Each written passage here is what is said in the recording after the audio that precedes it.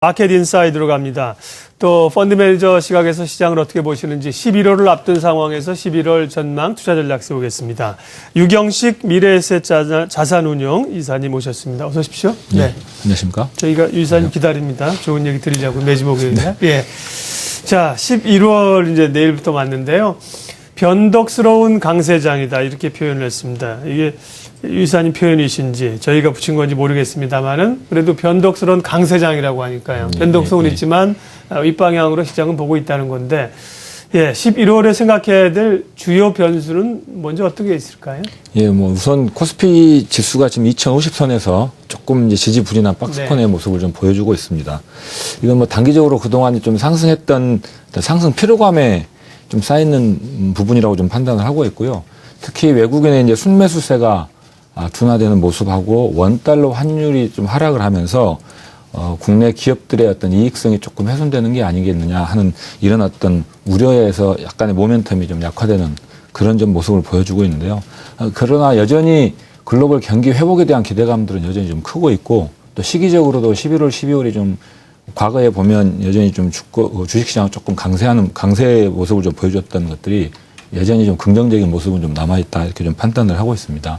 11월 달에 예상되는 거는 주요 변수들로 보면 우선 중국에서 보면 중국의 공산당 중앙위원회 이제 3차 연계 3중 회의가 이제 이게 있고, 그리고 이제 원달러 환율의 움직임이 어떻게 움직일 거냐 이 부분이 좀 중요한 변수라고 보고 있는데, 그다음에 이제 세 번째로는 연말에 이제 소비 시즌이 이제 다가오면서 이 소비에 관련된 지표들의 변화가 어떻게 나타날 것이냐 이 부분이 이제 주목할 변수라고 좀 판단을 하고 있습니다.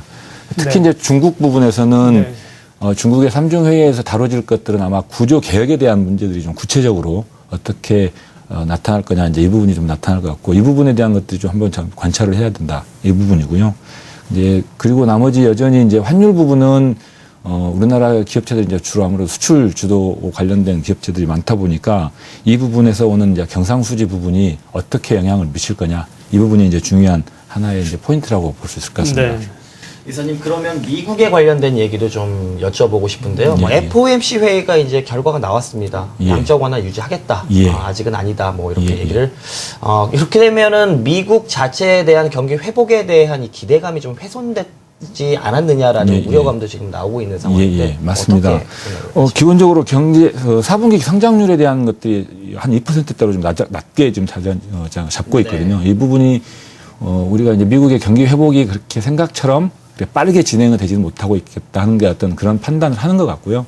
그 부분 때문에 양적 완화 축소가 이제 연기가 되는 부분이 이제 분명히 있는데, 오히려 이 부분은 오히려 양적 완화 축소가 단기에 시행이 되는 것보다는 오히려 경제 측면에서는 좀 투자자의 입장에서는 조금 더 숨을 돌릴 수 있는 어떤 그런 움직임이 아니겠나 이렇게 좀 판단을 하고 있는데, 특히 이제 내년 1분기 때 미국의 어떤 부채 한도 협상이 또 재개가 되는데, 이 시점하고 맞물리면서 이 양적 완화 축소가 시행이 된다면 오히려 더 시장에 충격을 좀 줄 수 있기 때문에 양적 완화 축소가 좀 지연이 되는 부분은 오히려 그런 부분에서는 좀 충격을 완화시키는 영향도 좀 있을 거라고 좀 판단을 하고 있고요. 말씀이 나왔으니까 그런데, 그렇다면 양적 완화 축소가 그럼 어떻게 될 것 같느냐에 대한 이제 궁금증이 있을 수밖에 없는데, 우선은 저희가 예상하기로는 내년도 그러니까 1분기 2014년 1분기 성장률이 어느 정도 나타나야 또 봐야 되는데, 그 부분을 보고 아마 또 다시 한번 또 좀 판단이 이루어질 수 있을 것 같은데요. 그렇다면 빨리 진행이 돼도 내년 2014년 6월 정도 돼서 양적 완화 축소가 좀 시행이 되는 게 어떻게 보면 지금 당장은 예상해 볼 수 있는 시나리오가 아니냐 이렇게 좀 판단을 하고 있습니다. 네. 미국 얘기해 주셨는데 앞서서 많은 전문가들 기사 통해서 봤지만 한 3월로 예측을 하더라고요. 근데 이사님께서는 6월로 예측을 해주시는 거죠. 좀 다르네요. G2 얘기 중에 이제 미국 얘기를 해봤는데 중국 얘기를 안 해볼 수가 없을 것 같습니다. 중국 경기에 대한 우려도 참 많잖아요. 흔히 뭐 경색이라고 표현을 하는데 중국이 경제 성장이 아닌 최근에 구조개혁 중심으로 좀 가는 게 아닌가 이런 목소리가 있습니다. 거기에 대해서 어떻게 보세요? 중국이 과거에 뭐 두 자릿수였던 성장률을 보이면서 아주 대단히 큰 어떤 세계 경기를 주도해 왔었는데, 세계 경제 엔진이었죠. 그렇습니다. 성장의 엔진이었는데요. 그렇다고 이제 그러게 보면 그런 어떤 과도한 어떤 성장에 대한 후유증들은 분명히 또 좀 있게 마련인데, 그 부분이 이제 나타나는 게 어떻게 보면 과잉 투자에 따른 어떤 공급 과잉, 그리고 거기서 나타나는 어떤 재고량의 어떤 증가 문제, 그리고 또 하나는 이제 어떤 정부의 뭐 지방 정부나 중앙 정부나 어떤 그런 부채 문제, 어떤 이 세 가지의 문제가 조금 이렇게 압축해 볼 수 있을 것 같은데요.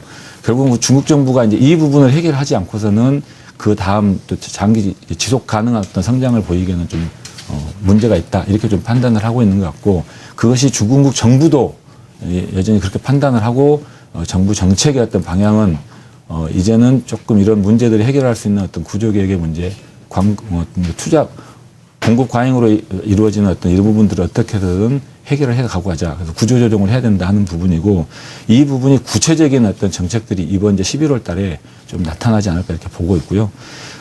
다만 또 하나는 이제 중국 정부가 이런 구조조정을 얘기하면서도 여전히 성장에 대한 부분들은 그 끈을 놓지는 않고 있다. 그래서 한 7%대의 성장에는 유지를 해 나가겠다는 게 기본적인 정부의 입장이기 때문에 이 부분 어떤 정부의 이런 어떤 기조를 보면 여전히 투자 입장에서는 조금 기대하면서 좀 기대감을 가지고 볼 수 있는 거라고 저희들은 판단을 하고 있고, 그래서 중국 시장에 대해서는 여전히 그 기대의 끈은 놓을 필요는 없을 것 같다, 이렇게 좀 판단을 하고 있습니다. 네. 미래에셋 자산 운영 유경식 이사님 만나고 있습니다. G2 얘기를 했으니까 이제 G3로 가보죠. G3 이제 유럽 아니에요, 유럽. 예, 그렇습니다. 최근에 우리 수출주들이 좀 탄력을 받거나 혹은 뭐 태양광 이런 것들도 좀 들썩이는 게 사실 유럽 경기가 좀 살아나고 있어서 아닙니까? 예, 그렇습니다. 유럽 상황은 어떻습니까?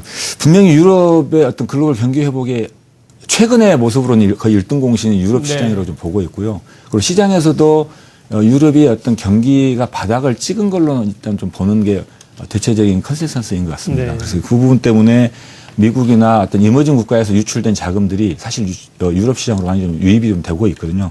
그러면서 유럽의 어떤 실물 경기, 그다음에 금융 쪽도 같이 좀 성장하는, 상승하는 그런 모습을 좀 보여주고 있는데요. 이 부분에 어떤 추가 상승에 대한 부분은 시장의 참여자들은 여전히 조금 기대를 가지고 보고 있는 것 같고요.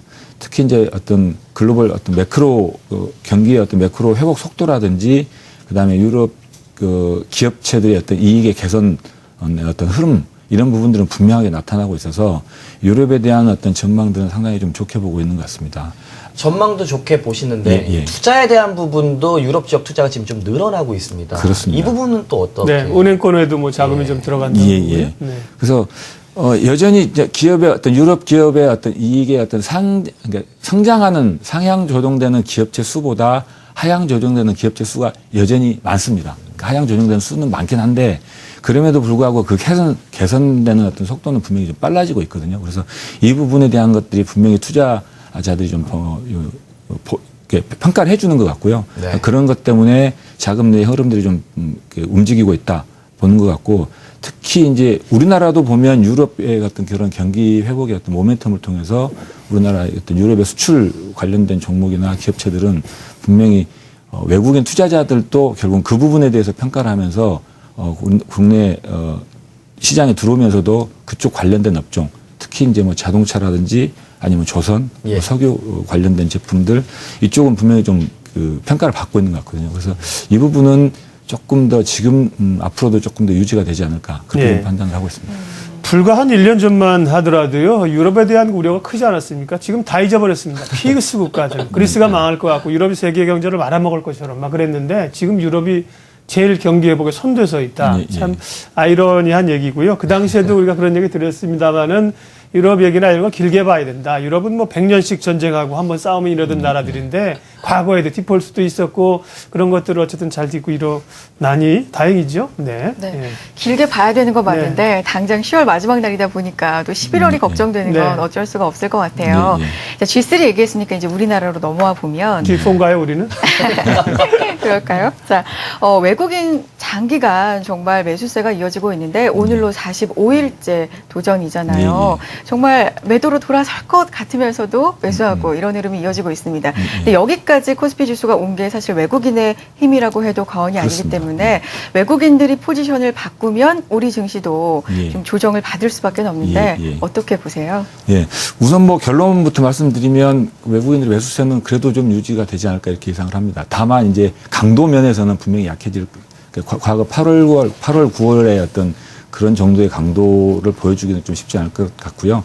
그 강도는 좀 약해지겠지만 그래도 매수세에 대한 부분들은 그래도 좀 지속이 될 거다 이렇게 좀 판단을 하고 있고 그렇게 판단하는 이제 이유는 결정적으로 이제 우리나라 외환 보유고 그다음에 경상수지 흑자 문제이고요.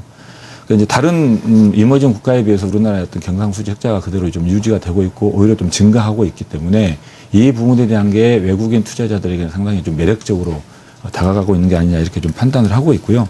다만 이제 그러다 보면 이제 하나의 위험 요인이 하나가 있는데 이제 그게 원달러 환율의 문제입니다. 그래서 외국인 투자자 입장에서는 원달러 환율이 떨어지게 되면 환 부분에서 또 이익이 발생을 하게 되면 오히려 그걸 이익을 실현하기 위해서 뭐 주가와 상관없이 환율 때문에 어떤 주식에서 팔고 나갈 수 있는 어떤 그런 위험 요인은 분명히 있거든요. 그러니까 이것 때문에 오히려 주식시장에 또 충격을 줄 수 있는 분명히 이런 부분은 분명히 좀 존재하고 있기 때문에 이 부분에 대해서는 상당히 좀 유의를 해야 된다 이렇게 좀 생각을 하고 있고 다만 그게 단기적으로 외국인 투자자들의 매수세가 매도세로 꺾이는 어떤 이런 부분은 여전히 어떤 펀더멘털 측면에서 그러니까 외환 보유 우리나라의 경상수지 흑자의 어떤 기조면에서는 여전히 좀 받쳐주고 있기 때문에 그 부분은 조금 더 유지가 되지 않겠냐 이렇게 좀 판단을 하고 있습니다.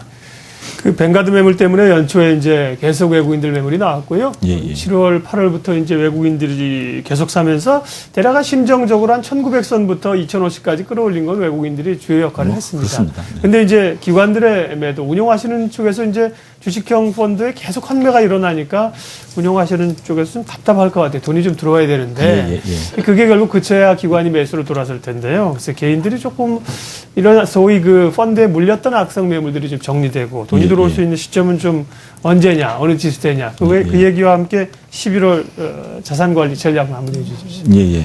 뭐 지금 수급 측면에서 이 기관 쪽의 환매 물량은 여전히 좀 그 하나의 매도 압력으로 작용을 하고 있고요.